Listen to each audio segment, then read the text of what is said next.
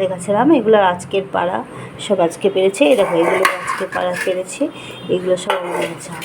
আর কত বড় বড় দেখো, খুব মিষ্টি, আর হ্যাঁ খেতেও খুব ভালো। আমি এই আম আরও পুকুরের জলে অনেক পড়ে গেছে এরকমই, আর আশেপাশে কজনকে দিয়েছি, এরকম অর্ধেক আম সবাইকে দিয়ে দিয়েছি। আর ফ্রিজে আরও রাখা আছে, এগুলোও আমাদের গাছেরই আম।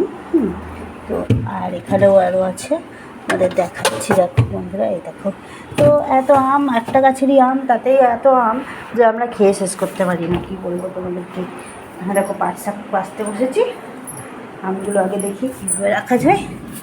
আর অত বড় বড় আমের দেখো, দেখছো, দেখো আমি এইভাবে ধরেছি, দেখো